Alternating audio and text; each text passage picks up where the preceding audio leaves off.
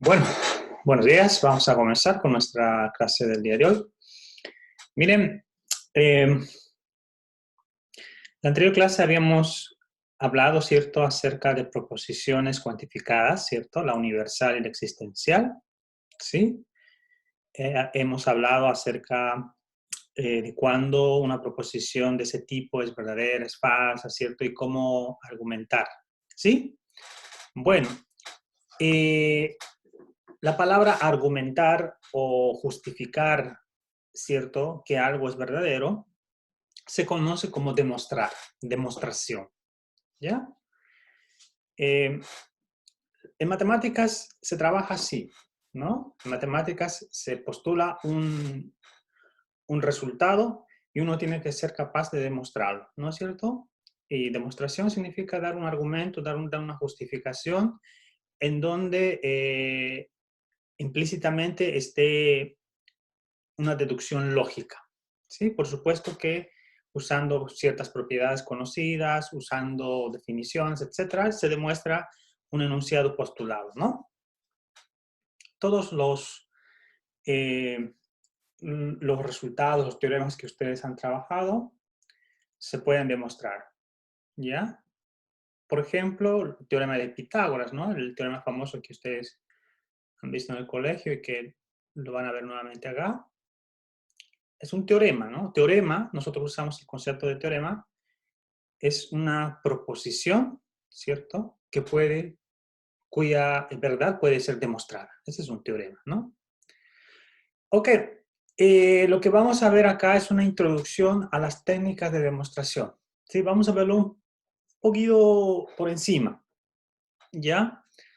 Eh, en el tercer semestre, los que siguen la carrera de computación o modelamiento matemático de datos, ¿cierto? Si siguen una de esas dos especialidades, ustedes van a tener en el tercer semestre el curso de matemática discreta, en donde se van a ver estos conceptos con mayor profundidad, ¿no? Pero en este curso introductorio vamos a ver un poquito superficial, pero la idea es que ustedes puedan adquirir esas nociones básicas, ¿ya?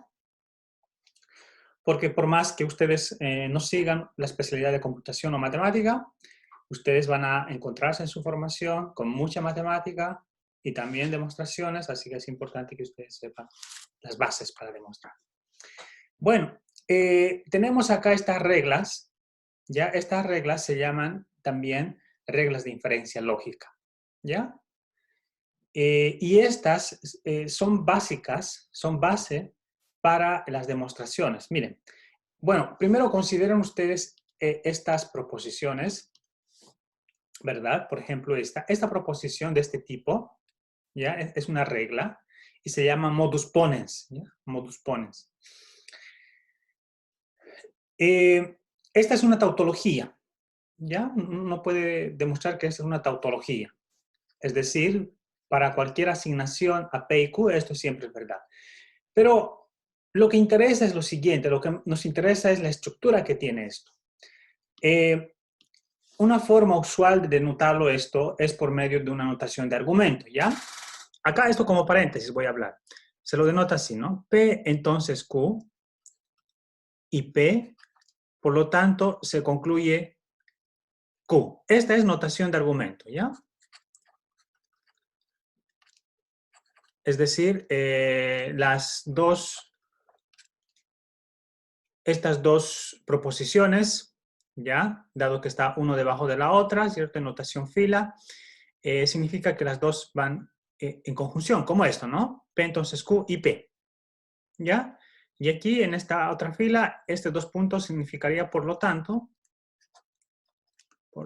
¿no? Bueno, eso estoy hablando como paréntesis, ¿ya? Porque este concepto, esa estructura, no es no nos interesa mucho discutirlo ahora, sí, pero quiero que más o menos tengan la idea. Aquí voy a escribir, argumento. Lo que te quiere decir esta proposición es lo siguiente. Si tú tienes dos proposiciones de este tipo, P entonces Q, y sabes que esto es verdad, ¿ya? P entonces Q, y sabes que también P es verdad, Por lo tanto, esta regla te dice, si tú tienes que P entonces Q es verdad, P es verdad, por lo tanto concluyes Q que es verdad. Eso te dice, ¿ya? Entonces, cuando uno está argumentando, cuando uno está demostrando, uno se encuentra con estas situaciones, ¿ya? Tiene una proposición que P implica Q es verdadero y resulta que encontró que P es verdadero, entonces Q necesariamente tiene que ser verdadero. Y eso es evidente, ¿ya? Cuando uno hace la tablita de verdad, uno puede observar eso, ¿sí? Si esto es verdadero, ¿verdad? Ustedes saben, en la implicancia, cuando esto es verdadero, ¿sí? ¿Qué tiene que suceder? Bueno, puede suceder que, o sea, P tiene que ser verdadero, ¿cierto? Necesariamente, porque si esto es verdadero en la conjunción, los dos tienen que ser verdaderos, esto es verdadero. Verdadero, ¿cierto? Q necesariamente tiene que ser verdadero. Por lo tanto, si esto es verdadero, Q tiene que ser verdadero, ¿no? Eso te da una regla. Y esas, véanlo ustedes como una regla para demostrar. Hay otra regla, la transitividad. Observen esa transitividad. Voy a escribirle notación de argumento. Si ustedes tienen una proposición P entonces Q, ¿ya? Y tienen que es verdadera esta proposición. Y tienen otra proposición Q entonces R, concluyen, miren esta regla, concluyen, hay transitividad, fíjense, P entonces Q, Q entonces R. ¿Sí? Entonces, de P llego a Q y de Q llego a R, por lo tanto puedo concluir la transitividad por transitividad de P entonces R. ¿Ya? Es decir, hago el tránsito por medio de Q. ¿Ya? Este es otro argumento. Esto es lo que me dice acá, ¿no? Si estos dos son verdaderos, necesariamente esta es verdadera. ¿Ya? Y también esta es una tautología, se puede demostrar. Finalmente tenemos esta otra. ¿Ya? Esta se llama la contrarrecíproca. Esto lo que te dice es que la implicancia P entonces Q es equivalente a no Q entonces no P. No sé si lo hemos visto esto en algún momento, pero bueno. P implica Q es lo mismo que no Q implica no P. Es una equivalencia, es una tautología. Se puede demostrar. ¿Sí? Estas son reglas entonces. Ustedes tienen que primero entenderla, ¿cierto? O tomar la idea, la noción de qué significa, ¿sí? Lo que les expliqué, y luego memorizar, ¿ya? Tienen que memorizar estas reglitas. No es difícil, ¿no? No son difíciles. Son, entonces, tautologías bastante importantes. Ya estas tres tautologías, hay otras más que no vamos a describirlo en este curso, ¿ya? Pero con que conozcan estas, el modus ponens, la transitividad, la contrarrecíproca, vamos bien, ¿ya? Bueno, entonces yo voy a dejar como ejercicio,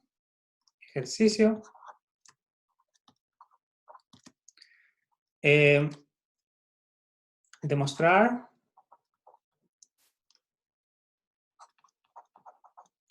que las anteriores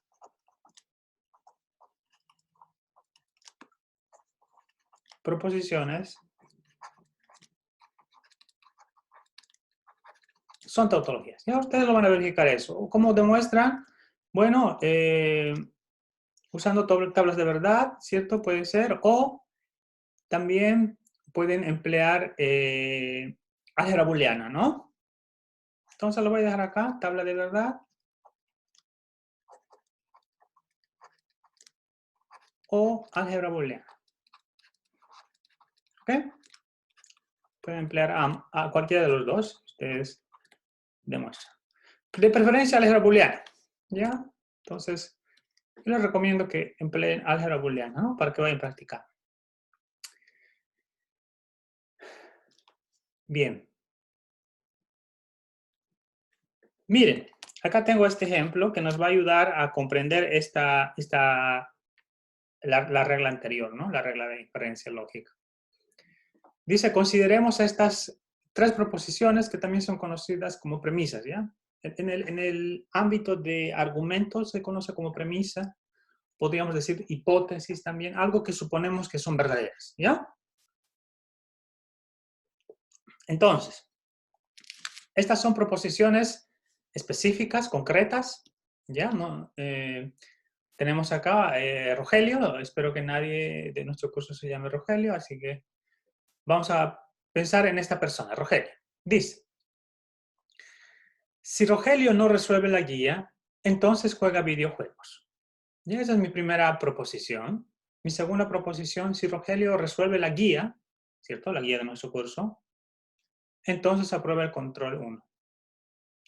Tengo que Rogelio no juega videojuegos. Entonces, si ustedes tienen estas tres proposiciones, asumiendo que cada una de las anteriores proposiciones son verdaderas, deduzca que la siguiente proposición, que se llama conclusión, Rogelio aprueba el control de cátedra, es verdadero. ¿Cómo puedes deducir? Entonces, la pregunta es, este es el argumento que queremos determinar si es correcto o no. Si yo tengo estas tres proposiciones y sé que estas proposiciones son verdaderas, ¿puedo deducir que Rogelio aprueba el control cátedra 1? Sí, esa es la pregunta.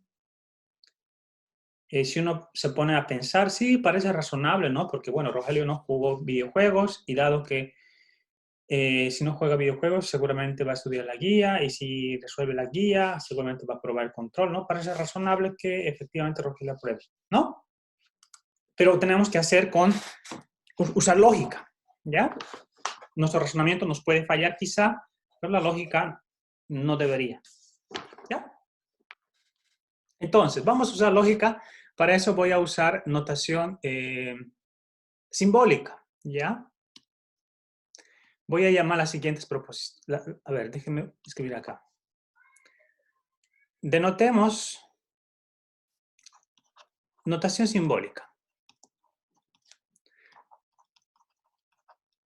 ¿Ya? Para que usemos de mejor manera lo anterior que hemos escrito, ¿no? O sea, vamos a trabajar con variables proposicionales. Entonces, voy a poner la proposición P, ¿sí? Va a ser esta.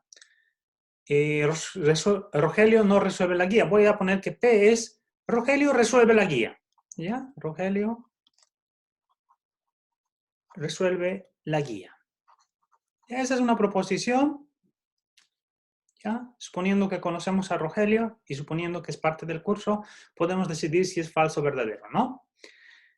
Ya, ¿qué más tengo? Ya, Rogelio, entonces juega videojuegos. Ya, pongamos Q que Rogelio juega videojuegos. ¿Sí? Perfecto. Y acá tenemos resuelve la guía y hemos usado esa proposición, entonces aprueba. Entonces, esta va a ser el R, Rogelio aprueba el control cátedra 1, ¿no? Rogelio no juega videojuegos, está acá eso, y Rogelio aprueba el control. Ya, son tres proposiciones. Estas proposiciones están compuestas por estas tres proposiciones simples, ¿no? Ahora vamos a escribir.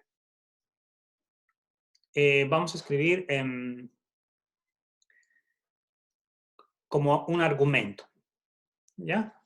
En notación de argumento, déjenme escribirlo, ¿ya? Porque es un poquito más fácil verlo. La primera proposición, esta voy a llamar 1, 2, 3, ¿ya? La primera proposición sería, si Rogelio no resuelve la guía, P es Rogelio resuelve la guía. Entonces, no resuelve la guía es negación de P. Entonces, dice, porque esta es una implicancia, entonces juega videojuegos. ¿Sí? Juega videojuegos es Q, ¿no? Ya, esa es la primera proposición en notación simbólica. La segunda proposición es, si Rogelio resuelve la guía, ya, eso es P, entonces aprueba el control cátedra 1. Entonces, R, ¿no? Aprueba el control. Y la tercera proposición es, Rogelio no juega videojuegos, entonces sería negación de Q, ¿verdad? Y lo que tengo que concluir, por lo tanto, Rogelio aprueba el control R. Este es mi argumento, ¿no? Esto es mi argumento. O escrito lo que es equivalente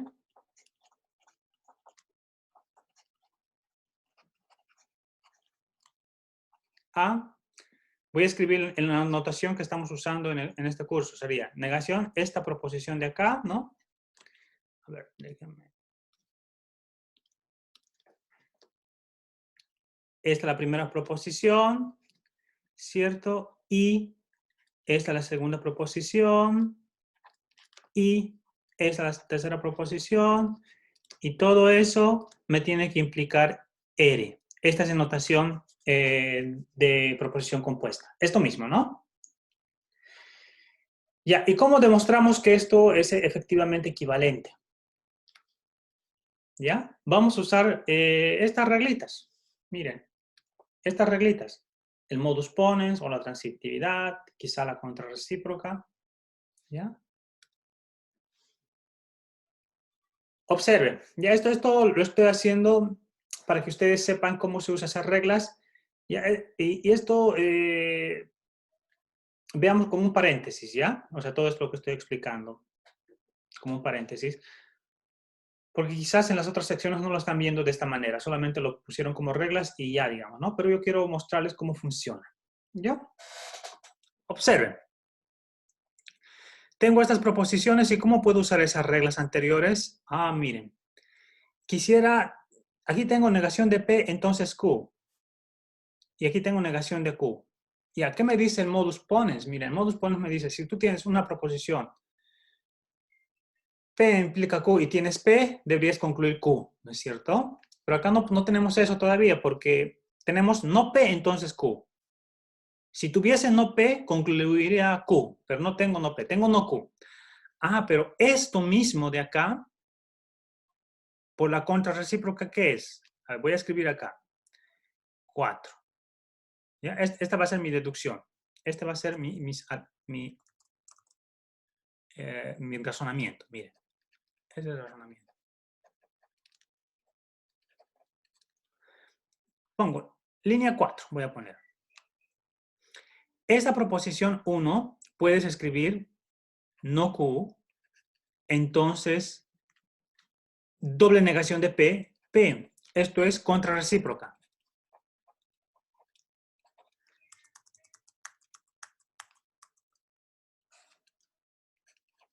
Por contra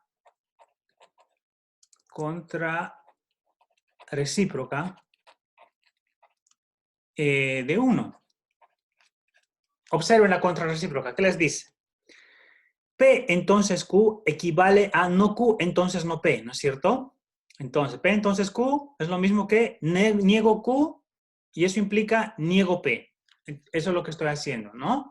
Tengo esta proposición, primera proposición implica segunda proposición, es lo mismo que negar la segunda proposición implica negar la primera proposición, ahí tengo doble negación y tengo P. Ya, pero observen ahora. No Q, entonces P, y tengo no Q. Puedo emplear modus ponens, ¿no? Porque es lo que te dice modus ponens, ¿no? Primera proposición implica segunda proposición. Y también tienes la primera proposición, concluyes la segunda proposición. Eso te dice modus ponens. Ah, entonces yo digo, si yo uso la 3 y la 4, ¿cierto? Voy a obtener, déjenme poner línea 5, P. Eso es por modus ponens entre la 3 y la 4. ¿Sí? Ya tienes P. Ay, mira, la proposición 2 es P, entonces R. Nuevamente modus ponens. Tienes P, concluyes R. Y listo. Esto es también modus ponens.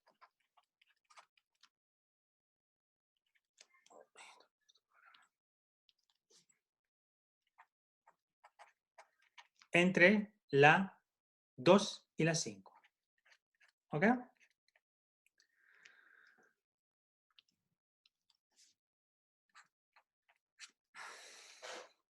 Y listo. Hemos obtenido R. Fíjense. Observen que a partir de esto hemos ido empleando el razonamiento, hemos empleado, ¿cierto?, las anteriores reglas y hemos obtenido R. ¿Sí? Y en eso consiste el razonamiento. Por lo tanto, la proposición que Rogelio aprueba el control cátedra 1 es verdadera. ¿Ya? Esta es una forma de hacerlo. concluimos que R es verdadera. Hoy tengo inconvenientes con esto. Ya. Quizá esto el lápiz está un poco corto.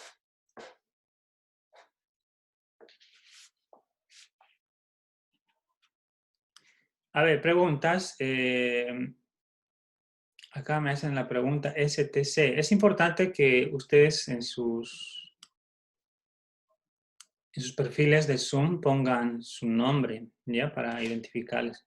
Pero bueno, me pregunta, en la primera, ni debes decir que Rogelio no resuelve la guía. No entendí la pregunta STC. No entendí la pregunta. La primera dice, si Rogelio no resuelve la guía, entonces juega videojuegos, ¿no es cierto? Eso significa negación de P, porque P es Rogelio resuelve la guía. Negación de P es Rogelio no resuelve la guía. Entonces juega videojuegos, Q es juega videojuegos. Entonces es así, la primera, ¿no? Bien, esta parte que les estoy explicando es para que ustedes vean, ¿no? Cómo funcionan esas reglas, ¿ya? Pero no nos vamos a centrar mucho en esto, ¿ya? Más vamos a centrarnos en cómo usar esto para problemas concretos, en particular para algunos conceptos de teoría de números, ¿sí? La otra lámina es explicarles que se tiene reglas también para el caso de funciones proposicionales, ¿ya? Recuerden que en la anterior lámina hemos considerado solamente para funciones simples, sin cuantificar, pero muchas veces nosotros nos enfrentamos con proposiciones cuantificadas y también tenemos reglas similares. Ya acá voy a explicarlo. Estas reglas están en el libro y las demostraciones de que estas son tautologías también están en el texto, ¿no? En el texto del curso. Yo quiero solamente explicarles el sentido de esto, ¿ya? Observen. Tengo P de X, Q de X, funciones proposicionales. Ahora, se tiene lo siguiente. Miren esa estructura. Aunque está un poquito quizá no muy clara, pero observen esta primero. ¿Qué es esto? Dice, para todo elemento X, si se tiene P de X, entonces cumple Q de X. ¿Ya? Esta es una proposición cuantificada condicional, ¿verdad? Para todo X, si se tiene P de X, entonces se tiene Q de X. Ahora, eso tengo una proposición y supongamos que es verdadera esta proposición. Y tengo que la proposición P es verdadera para un objeto en particular. ¿Ah? Esta sería la proposición P de X en un valor particular.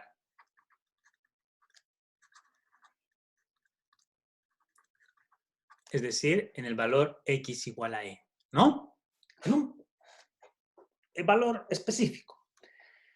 Si tú tienes que esta proposición P de X implica Q de X se cumple, cuando digo se cumple quiero decir es verdadera, ¿no es cierto? Es verdadera para toda asignación de X y tienes que la proposición P es verdadera para la asignación E en particular, concluyes que tiene que ser verdadera la proposición Q en la asignación E. Es razonable, ¿no? Esto es como el modus ponens, podrías llamar el modus ponens cuantificado. Ya tienes P de X implica Q de X, ¿cierto? En particular, esto se cumple para X igual a E, entonces tienes P de E implica Q de E. Tienes P de E, concluyes Q de E. ¿Sí? Esta otra proposición es también del tipo modus ponens, pero esta ya concluyes una proposición cuantificada. ¿Qué sucede? Esta es la misma proposición que la anterior. Tienes una universal condicional, una implicancia, ¿no? Tienes que P de X se cumple, P de X implica Q de X para todo X. Y en particular tienes que se cumple P de X para todo X Por lo tanto, concluyes Q de X para todo X. ¿Ya? Son dos reglas cuya demostración de estas reglas está dada en el texto. No voy a hacerlo acá por razón de tiempo, ¿ya? Pero quiero que se quede esa idea, ¿ya? Esa noción de que estas reglas que estamos enunciando nos sirven para demostrar luego. Ya, ahora está un poco abstracta, luego ya cuando hagamos ejercicios concretos vamos a ver con mayor claridad. ¿Sí? Miren, acá tengo este ejemplo para ilustrar. Consideremos estas proposiciones que son verdaderas, estas dos proposiciones. Ya, miren esta proposición. Para todas las alumnas de la Universidad de O'Higgins, si la alumna está en el curso, en nuestro curso, Introducción a Mate Discreta, que las siglas son ING 1101, ¿cierto? Entonces, si la alumna de la Universidad de O'Higgins está en este curso, entonces está inscrito en la Escuela de Ingeniería. Ya, esa es nuestra proposición y es una proposición verdadera, ¿no? Todas las alumnas que están inscritas en nuestro curso son alumnas de ingeniería. ¿Sí? Ahora, voy a mencionar a una alumna en particular, no es Carmen, ¿ya? No sé si alguien se llama Carmen de nuestras alumnas, ¿sí? Pero vamos a suponer que Carmen es una alumna, ¿cierto?, del curso, ¿ya? Así que supongamos que Carmen está en el curso. ¿Y qué concluimos? A partir de la primera, concluimos que Carmen está en ingeniería. Eso es bastante razonable, ¿no? Porque tú estás diciendo, la primera proposición dices, todas las alumnas de la Universidad de O'Higgins, si está inscrita en el curso de Intro a Mate Discreta, entonces está inscrita en la Escuela de Ingeniería. ¿Ya? Esa es mi proposición. Y esta es una proposición universal, porque está con el cuantificador para todo. Es de este tipo, ¿no es cierto? Ese sería, el E sería el conjunto de las alumnas de la Universidad de O'Higgins, ¿cierto? P de X sería las alumnas que están inscritas en el curso de Intro Mate Discreta y Q de X las alumnas que están en ingeniería, ¿no? Entonces tienes esa proposición. En particular, Carmen está en el curso. En particular, tienes que P se cumple en E, ¿cierto? En este caso se cumple con la alumna Carmen. Por lo tanto, concluyes que Carmen está en ingeniería. ¿Ya? Se usa así, de ese modo.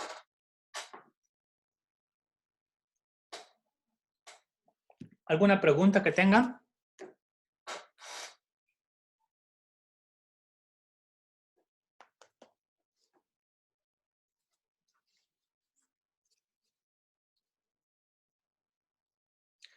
Bien. Entonces ahora vamos a entrar con algunas demostraciones ya del ámbito matemático.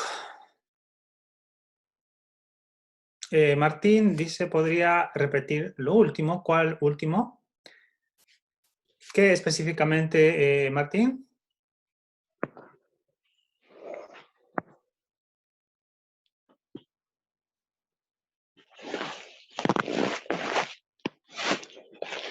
Vicente, ¿tienes alguna pregunta? ¿Encendiste tu micrófono? ¿No? Ya.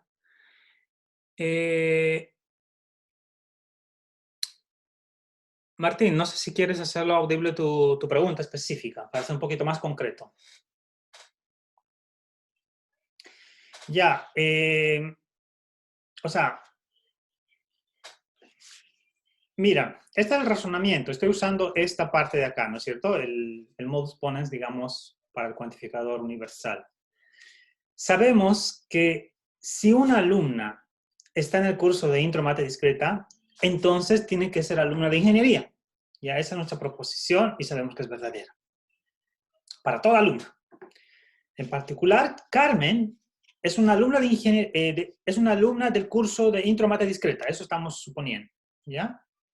Y como es una alumna del curso de Intro a Mate Discreta y sabemos que toda alumna del curso de Intro a Mate Discreta es alumna de ingeniería, concluyo que Carmen es alumna de ingeniería. Es bastante razonable eso, ¿cierto? Eso es justamente lo que nos dice esta regla. Yo usé este ejemplo para ilustrar esta primera regla. ¿Ya? Eso es lo que quiero mencionar. Ah, me faltó esto que es técnicas de demostración, contradicción o reducción a lo absurdo. ¿Ya? Esa es otra técnica. Esto en la práctica vamos a verlo con mayor claridad, pero déjenme poner acá en notación proposicional qué significa reducción a lo absurdo. Observen. Yo tengo que una condicional es verdadera, ¿ya? Una condicional es equivalente, es decir, una tautología. Yo tengo que esto va a ser verdad. Siempre y cuando, miren esto, si ustedes niegan la conclusión, ¿sí?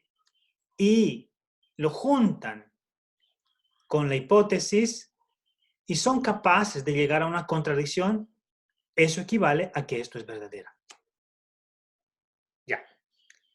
A ver, esto yo les voy a explicar voy a tratar de explicarlo un poco más claro.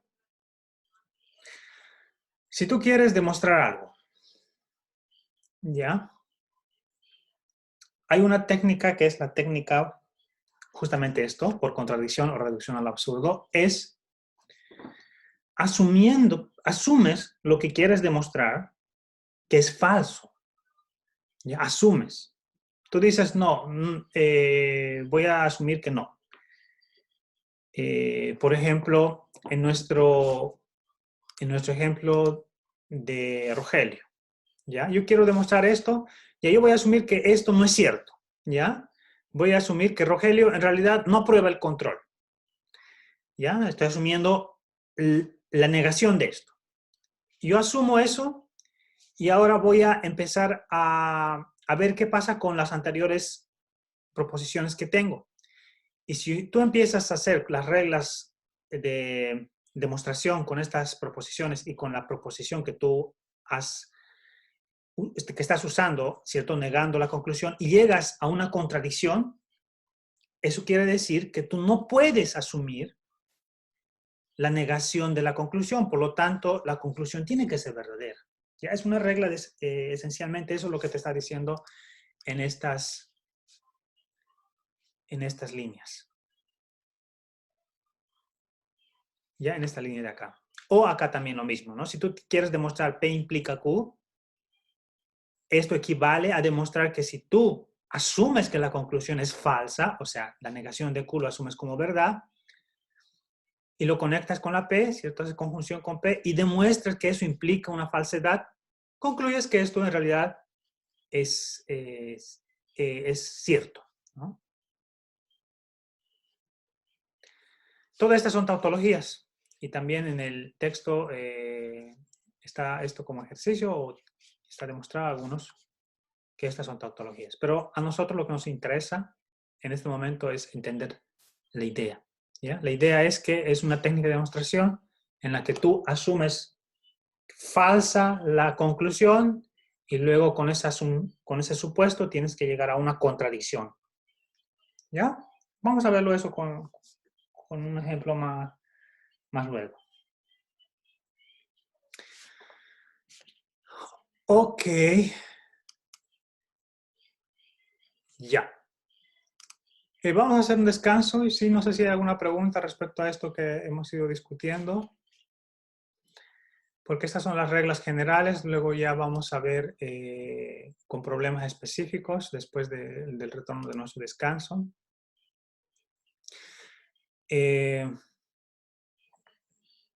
Miren acá.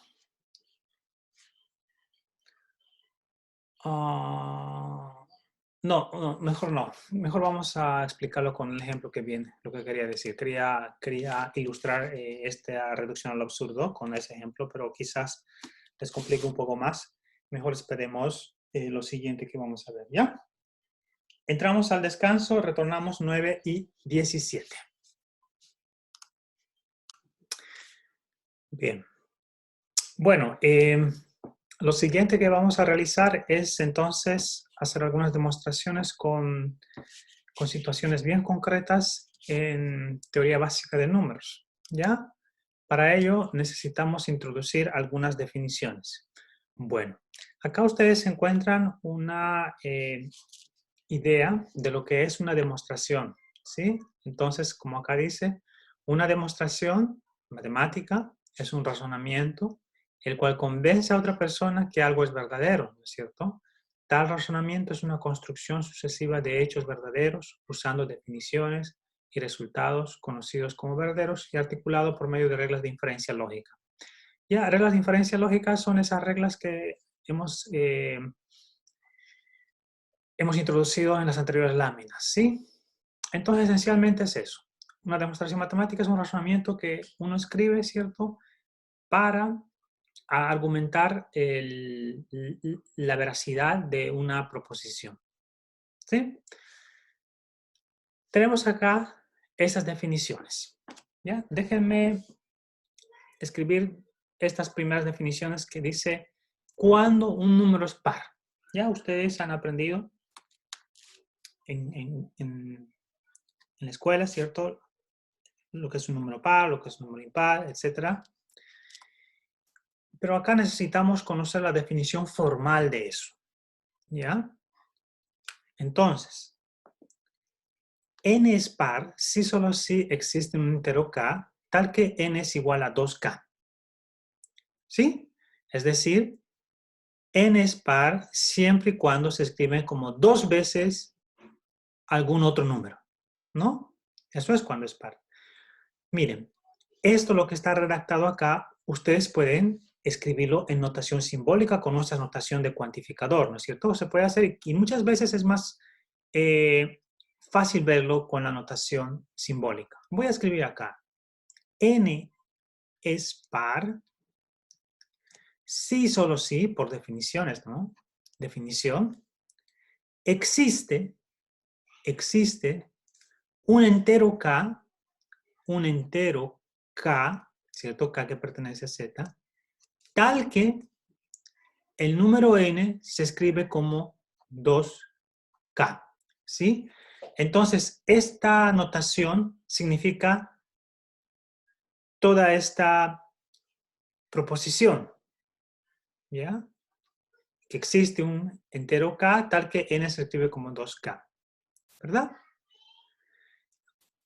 El caso n impar es análogo, voy a escribirlo también en notación simbólica. N es impar si solo si existe un número k entero, eso me dice, ¿no es cierto? Existe un k entero tal que n se escribe como 2k más 1. ¿Sí? Bueno, eso es claro, ¿no? Por ejemplo, acá voy a escribir los ejemplos.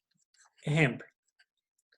El número 16. 16 se escribe como 2 por 8. Es par. ¿Sí? Eso te dice, un número es par cuando se escribe como 2 veces algún número, en este caso 2 por 8. O si tú tienes el 15. El 15 no es par. Es impar porque se puede escribir como 2 por 7 más 1.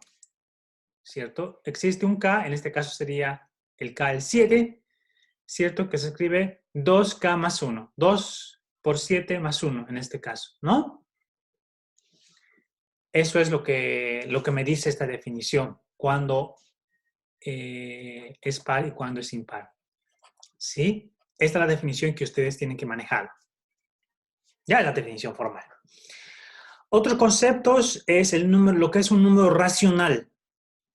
Miren, un número R es racional si solo si existen enteros A y B con B distinto de 0, tal que R es igual a sobre B.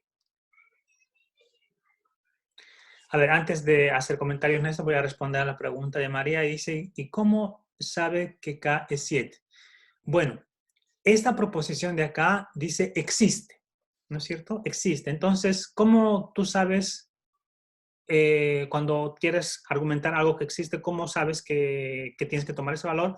Bueno, generalmente es ensayando con algunos valores, ¿no? En este caso yo estoy ensayando con algún valor ¿Ya? Puede ser eso, ¿no? A ver, voy a encontrar un valor que multiplicado por 2 me dé lo más cercano a 15. Ah, sería 7, 7 por 2, 14, lo más cercano. Porque si pongo 8 me da 16, ya me paso, ¿no? Es más cercano y luego con eso tengo que sumarlo 1.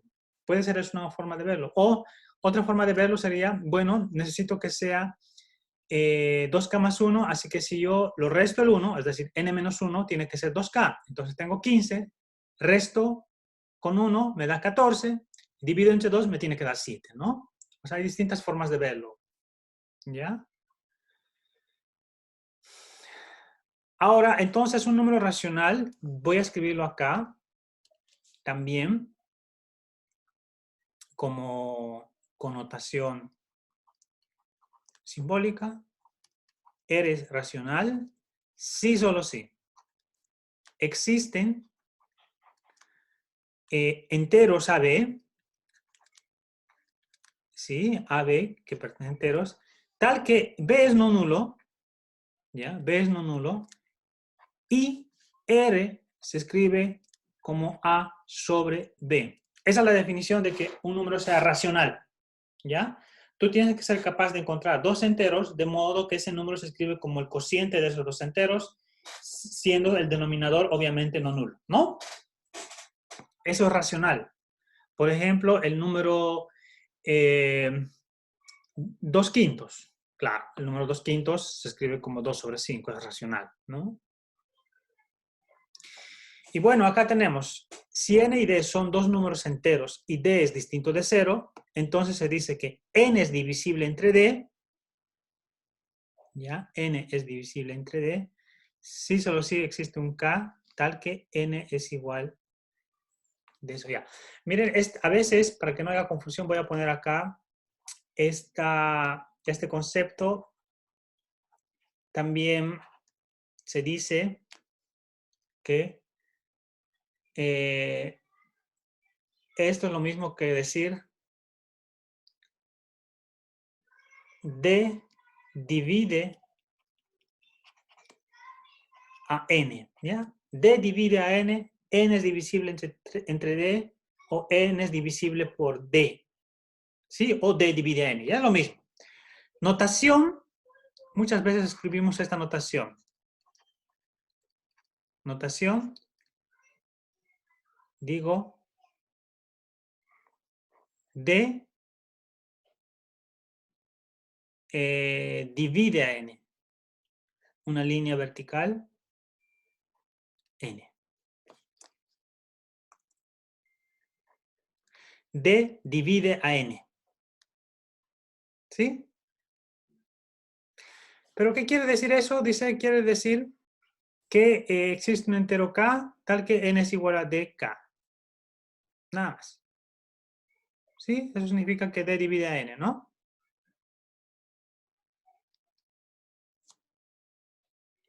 Listo.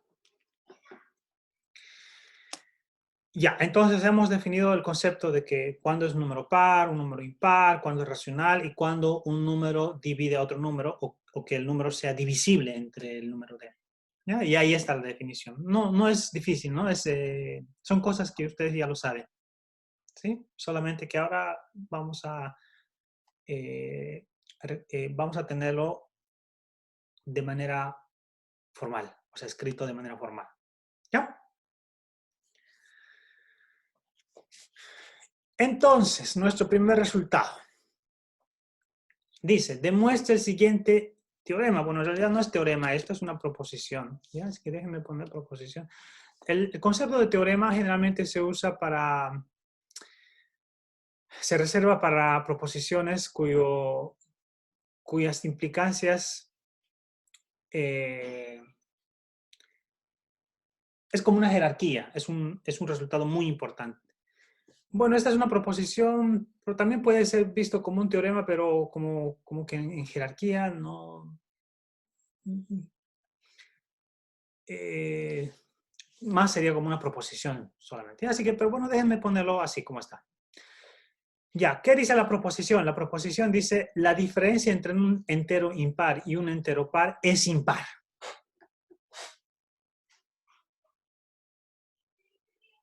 Demuestre eso. Cuando te dice demuestre, significa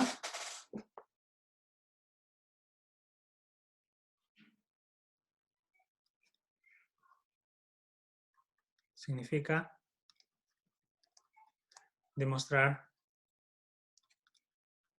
que la proposición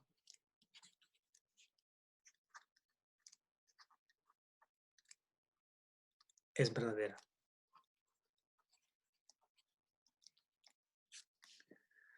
Ya, ¿y cómo demuestro esto? Bueno, miren, lo primero que vamos a hacer acá es identificar qué tipo de proposición es esta. Si yo leo esto, ¿verdad? Acá no encuentro un cuantificador, no encuentro el existe, no encuentro el para todo. Muchas veces esos cuantificadores están dadas de manera implícita, no siempre están escritos como para todo, ¿cierto? Sino uno tiene que identificar que corresponde a una proposición universal o existencial. En este caso, la pista que tenemos es este artículo indefinido un, ¿no es cierto? Dice la diferencia entre un entero, te está diciendo entre un entero, algo no definido, o sea, cualquier entero, ¿no es cierto? Entonces, esta en realidad es una proposición universal. Reescribimos la proposición. Vamos a reescribir.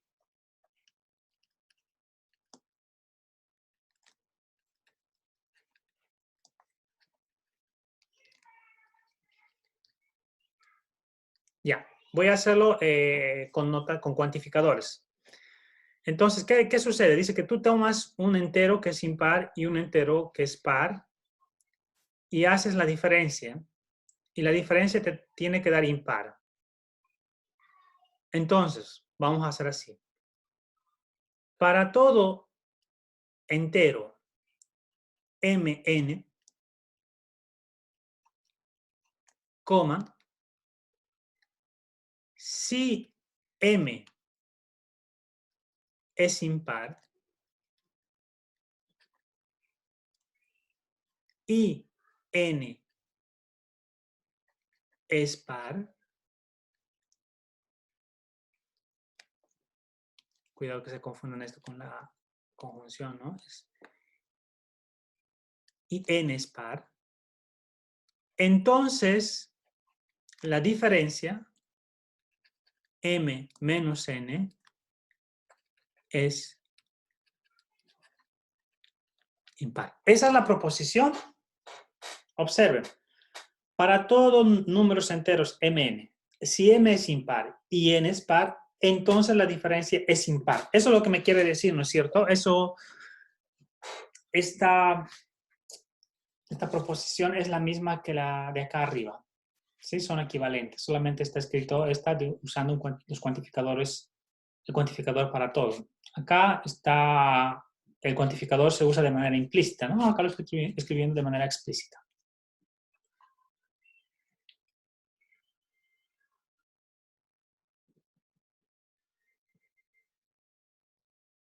Y ahora, ¿cómo demostramos que eso es así? ¿Cómo demuestro que si m es impar y n es par, entonces la diferencia es impar? Esa es la tareita que tenemos que hacer acá. Entonces pongo acá, demostración. Lo primero que voy a hacer acá en mi demostración es, voy a asumir que esto es verdadero, ¿ya? Es decir, esta es mi hipótesis, ¿no es cierto? Supongo que esto se cumple. Ustedes observan cómo es esta proposición, es una proposición universal, condicional, ¿verdad? Entonces tengo que suponer esto y tengo que demostrar que m menos n es impar, ¿no? Bueno, voy a tomar acá lo siguiente. Sean mn enteros. Ya estoy poniendo esto. Esto es, se llama la especificación, ¿no? Voy a poner cualquiera enteros, ¿no? Cualquier entero. Entonces, sea m enteros. Esto vamos a poner entre paréntesis elegidos arbitrariamente. ¿Ya? Estoy eligiendo de manera arbitraria. Sí, cualquier entero. Lo denoto con mn. ¿Por qué elijo de manera arbitraria? Porque tengo que demostrar un para todo, ¿no? Así que tengo que tomarme dos enteros cualquiera. ¿Ok? Ya, ahora voy a suponer la hipótesis. Supongamos que M es impar y N es par. Estas son las hipótesis, ¿no? Voy a poner acá hipótesis.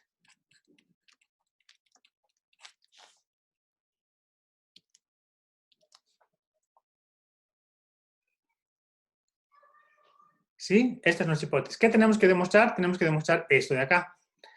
Entonces yo supongo mi hipótesis y yo tengo que empezar ahora a desarrollar. Ya, supongo que M es impar y que N es par. ¿Y qué hago ahora? ¿Cómo prosigo? Ah, pero yo me sé la definición de cuándo es impar y me sé la definición de cuándo es par. Entonces digo, por definición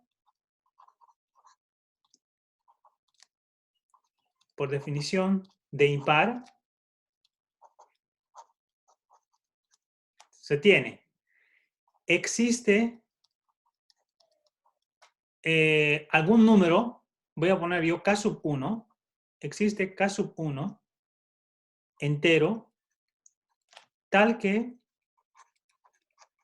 yo digo que aquí M es impar, entonces M tiene que escribirse como 2K sub 1 más 1. ¿Ya? Esa es la definición de impar, ¿cierto? Por hipótesis sé que M es impar, entonces por definición de impar debe existir un entero K1, tal que M se escribe como 2 por K1 más 1. ¿Cierto? Análogamente, por definición de par, existe un entero, yo voy a poner K sub 2, ¿ya? Acá estoy denotando con K sub 1, K sub 2, porque no quiero usar el mismo símbolo, porque si uso el mismo símbolo, podría confundirme pensando que este entero es el mismo que el de arriba. No son necesariamente los mismos. Cuando tú dices existe, este puede ser un entero, digamos 3, y aquí dices existe, este puede ser otro entero, 7. No es lo mismo, así que hay que tener cuidado, no hay que escribir el mismo símbolo. Entonces existe un K2, pongo, entero, tal que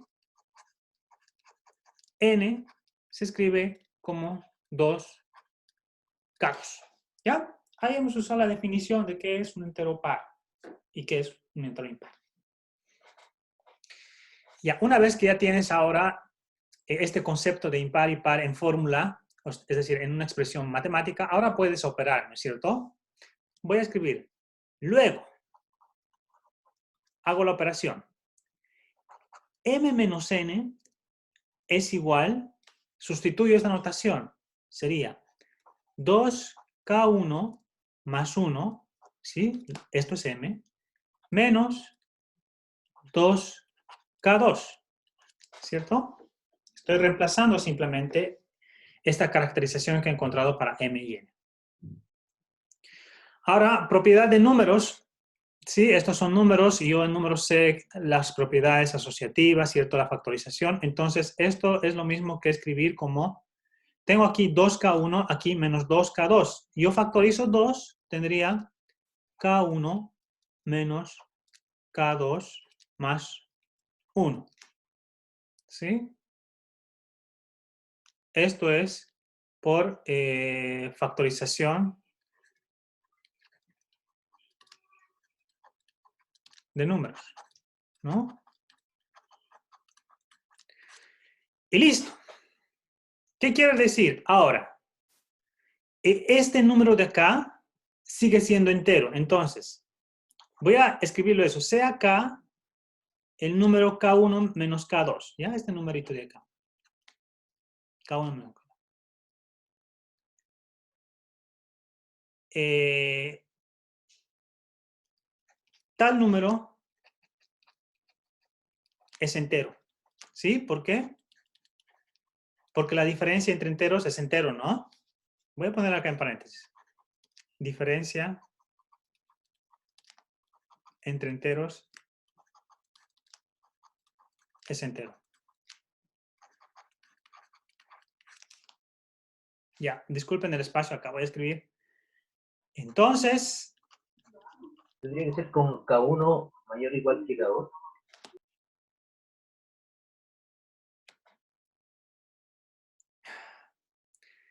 a ver, después vamos a los comentarios. Es que yo no estoy comparando acá quién es mayor, quién es menor. No, a mí no me interesa quién es mayor, quién es menor. Solamente escribí que K es este número, K1 menos que K2, ¿no?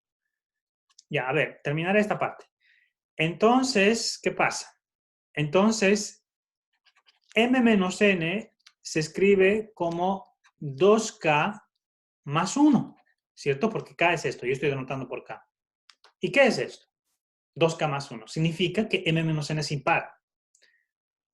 Por definición, de impar se tiene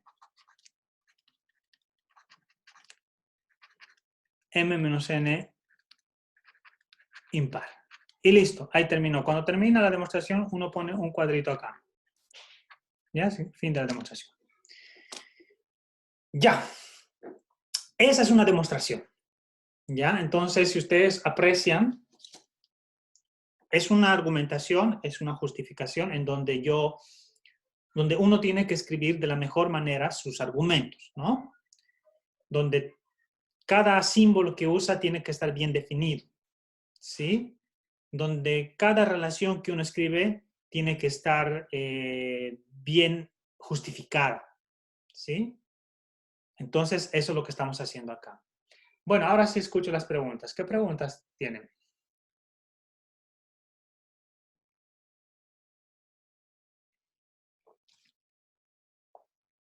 ¿Alguna pregunta? ¿O todo está clarísimo?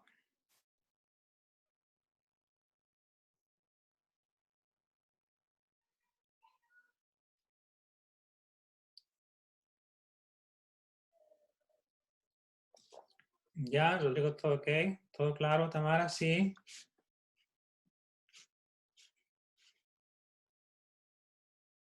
Ya. Esto hay que practicarlo, ¿ya? Saben, lo que esperamos nosotros en este curso es que se queden las ideas principales, ¿cierto? Que ustedes sepan usar las definiciones de manera apropiada, que sepan hacer, ¿cierto? Las cuentas apropiadas, ¿sí? Eso es lo que esperamos en este curso. Hacer demostraciones, buenas demostraciones, en el sentido de que esté muy bien redactado, toma su tiempo eso. ¿En qué sentido? En el tiempo de experiencia, ¿no?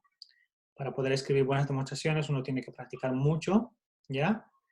Y eso se gana con el tiempo, cuando uno va practicando y hace demostraciones, ¿sí?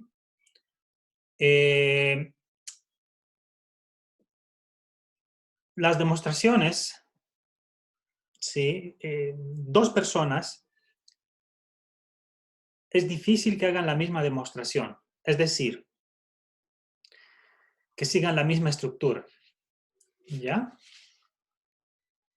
Las demostraciones en general son únicas en el sentido de la forma en que está redactada.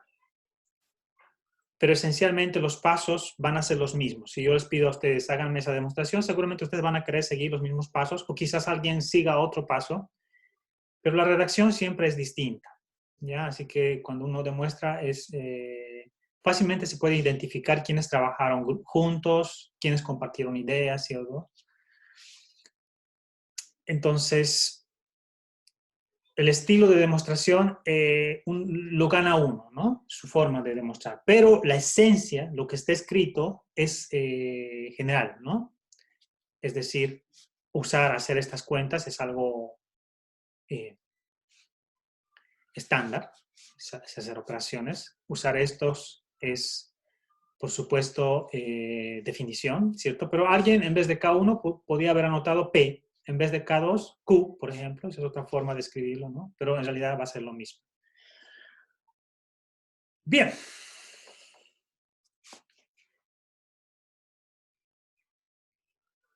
Vamos a hacer la siguiente proposición. Y la anterior, esta demostración se llama una demostración directa, ¿no? Tú tienes acá la proposición, asumes la hipótesis y obtienes la conclusión directa. ¿Ya? Ahora vamos a ver las demostraciones indirectas y esta vamos a hacerlo usando la contrarrecíproca. ¿Se acuerdan que era la contrarrecíproca, no es cierto? Era P implica Q es lo mismo que no Q implica no P. Esa es la contrarrecíproca, ¿no? Que hemos visto hace un momento. Miren este teorema o esta proposición que queremos demostrar. Dice, si P al cuadrado es divisible por 2, entonces P es divisible por 2. ¿Cómo hacemos eso? Yo tengo P al cuadrado y sé que es divisible por 2. Y tengo que concluir que P también es divisible por 2. Si nosotros intentásemos hacer una demostración directa, no es muy evidente, ¿no? Si P cuadrado es divisible entre 2, esta va a ser mi borrador, acá es mi borrador, después lo voy a eliminar. Yo puedo decir, ok, a ver, si P es divisible entre 2, por definición de divisibilidad, P cuadrado debería escribirse como 2, no sé, 2K, ¿no? Porque P cuadrado es ya. Y luego, ¿y qué hago? Tengo que demostrar que P es divisible entre 2. ¿Qué hago? Entonces alguien diría, pero toma raíz para sacar P. Ya voy a tomar raíz y eso me va a dar, ¿qué? Raíz de 2K. ¿Y eso qué significa? Bueno, eso puede ser, no me dice mucho, ¿no? Eso es raíz de 2 por raíz de K, pero eso no me dice que sea par. Entonces parece que no es tan claro cómo ir de manera directa. Ah, pero ¿qué pasa si pienso de manera indirecta? Y eso es lo que vamos a hacer acá. ¿Ya? Entonces, de manera directa parece no muy claro cómo hacer nuestra demostración. Y vamos a hacer la contrarrecíproca. ¿Sí?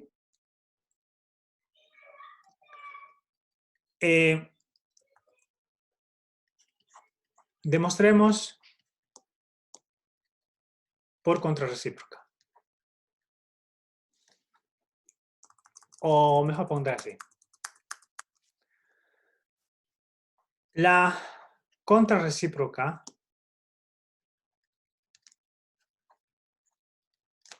de la anterior proposición es, ¿cuál sería la contrarrecíproca? Acá dice, P cuadrado es divisible por 2, entonces P es divisible por 2. La contrarrecíproca sería, P no es divisible por 2, P no es divisible por 2, entonces P cuadrado no es divisible por 2. ¿Cierto? Niego esto, P no es divisible por 2, implica que P cuadrado tampoco es divisible por 2. Ahora, P solamente tiene dos opciones, o es divisible o no es divisible. Si es divisible por 2, significa que P es par, y si no es divisible por 2, significa que P es impar. ¿No es cierto? Entonces, aquí. Como P no es divisible por 2,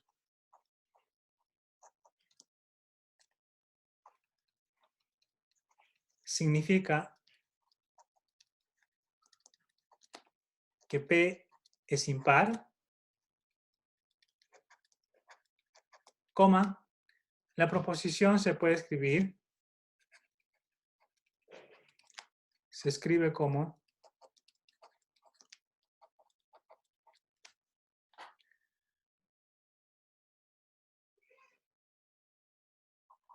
si P no es divisible por 2, es decir, si P es impar,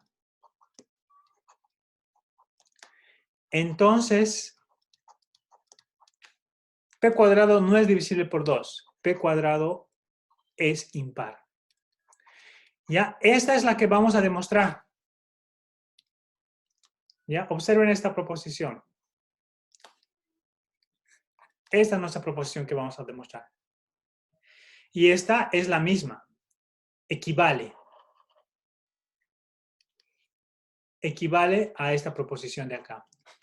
¿Ya? Por medio de la contrarrecíproca, ¿no? Y esta es más fácil de demostrar. Sí es más fácil de demostrar, porque si digo P es impar, entonces P cuadrado es impar. Ah, ya, y sé que es impar, puedo trabajar un poco mejor con eso. Miren, vamos a demostrar entonces. Demostración. Esta proposición también es del tipo universal, ¿verdad? Donde el cuantificador universal está dada de manera implícita, porque esto diríamos, para todo P entero, si P es impar, entonces P cuadrado es impar, ¿no es cierto? Por eso de manera implícita. Entonces yo voy a decir, sea P un número impar, un entero impar.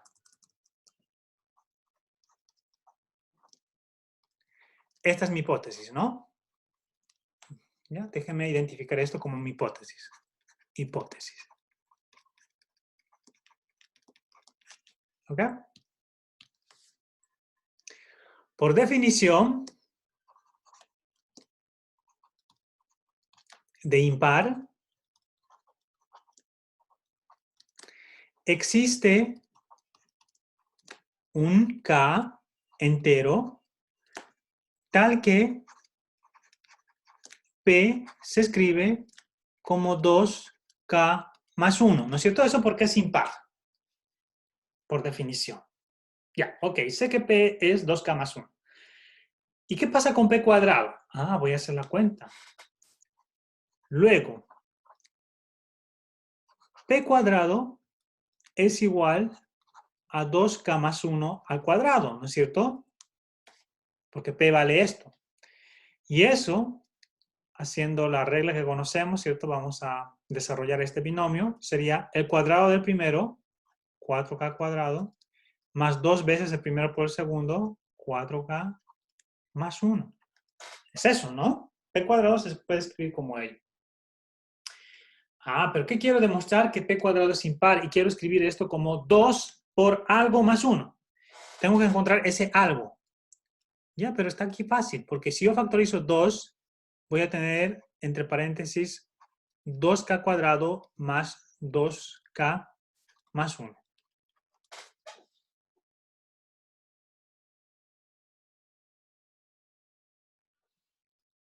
Entonces, ¿cómo voy a denotar esto? Déjenme denotar, vamos a denotar por alguna letra, ¿ya? Denotemos por...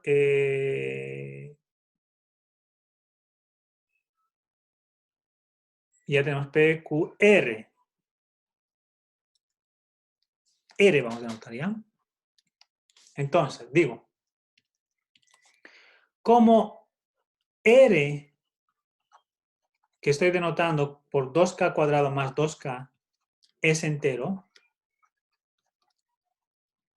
y P cuadrado se escribe como 2 veces R más 1, ¿cierto? Se tiene que P cuadrado es impar. Y listo, ahí termina la demostración, ¿no? He partido con P es impar y he demostrado que P cuadrado es impar. Profesor, ¿Sí? se puede decir también como R es par siempre porque tengo que 2 por un número más 2 por otro número es un número par, porque está multiplicado por 2. Y un par más 1 siempre me va a dar impar.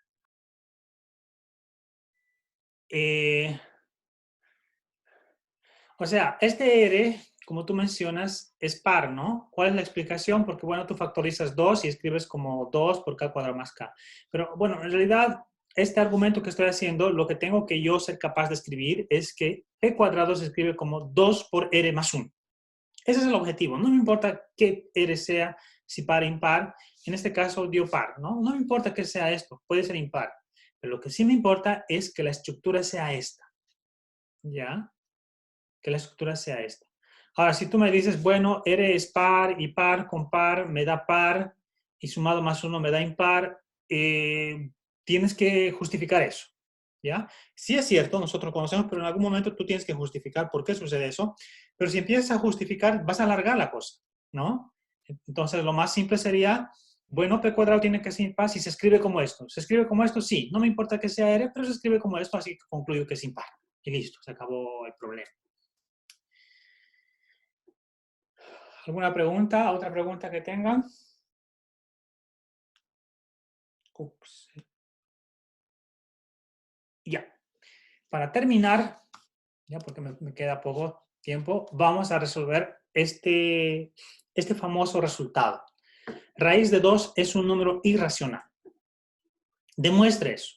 ¿Ya? Vamos a hacer acá una demostración indirecta por contradicción, reducción al absurdo, lo que hemos visto, ¿cierto?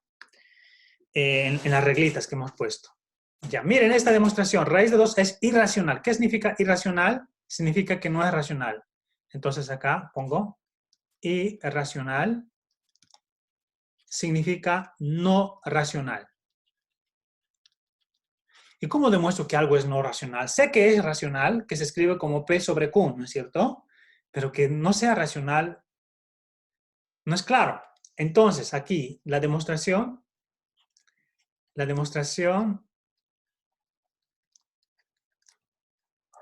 se hará por contradicción.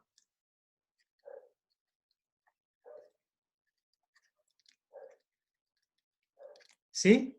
¿Qué tenemos que hacer? Tenemos que suponer que esta conclusión, porque solamente aquí es la conclusión, ¿no es cierto? Que esta conclusión es falsa. Entonces, supongamos lo contrario. ¿Sí? Es decir, supongamos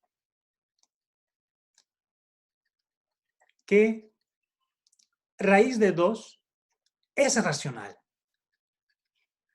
¿Ya? Entonces, ¿qué sucede? Tengo que suponer que es racional, ¿ya? ¿Ok? Yo estoy diciendo que es falso lo que quiero demostrar, voy a suponer lo contrario, es decir, que es racional. Y tengo que llegar a una contradicción. Si llego a una contradicción, estamos listos, ¿no? Y vamos a ver qué pasa.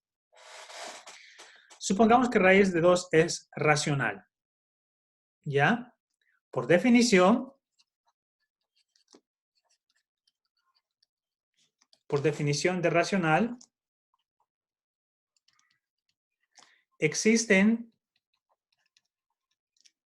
P, Q enteros con Q no nulo, tal que raíz de 2 debería escribirse como P sobre Q, porque estoy diciendo que es racional, ¿no es cierto? Y a raíz de 2 es racional, estoy suponiendo, y debería escribirse como P sobre Q. Podemos suponer que P y Q no tienen divisores en común. ¿Sí? Ya, vamos a suponer que esto no tiene divisores en común, este cociente. Es decir, por ejemplo, si tú me dices 8, a ver, pondré 15 décimos. 15 décimos, ¿ya? Este número racional. Pero 15 décimos tú dices, bueno, esto en realidad puede ser escrito como 5, a ver, 3 medios, ¿no? 3 medios, ¿sí? Porque si tú divides entre 5, tienes 3 medios. Y esta no tiene, 3 y 2 no tienen un factor común, ¿no? Se llaman eso primos relativos también, ¿no? Ya, y vamos a suponer eso, que no tiene factor común. Entonces, acá voy a poner estrella, esta. De estrella tenemos, si yo elevo al cuadrado esa expresión, entonces 2 es igual a p cuadrado sobre q cuadrado. Es decir, 2q cuadrado es igual a P cuadrado. ¿Ah? Miren, P cuadrado puede escribirse como 2Q cuadrado. Ah, entonces, P cuadrado es par, ¿cierto? Pero veamos qué pasó acá en el anterior teorema. Si P cuadrado es par, porque que sea divisible entre 2 es par, entonces P también es par. Entonces, para ser más coherente con eso, voy a poner acá, P cuadrado es divisible entre 2. Por la proposición anterior,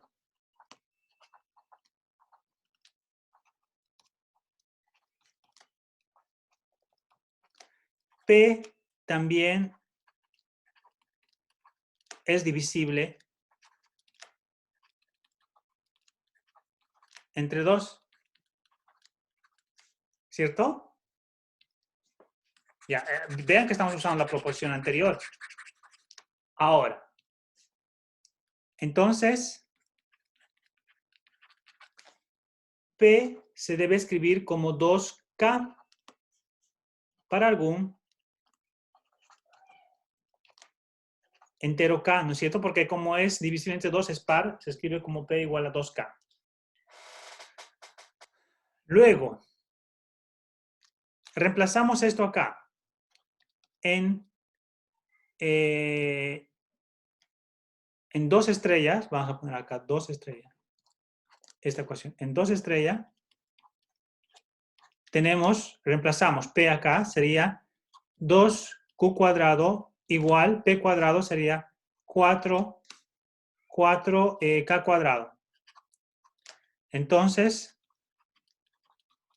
Q cuadrado es igual a 2K cuadrado. Entonces, Q cuadrado es par. Y por la proposición anterior,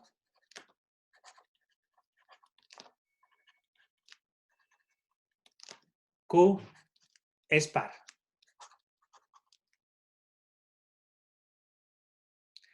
¿Qué quiere decir? Hemos concluido que P y Q tienen factor en común, lo cual es una contradicción.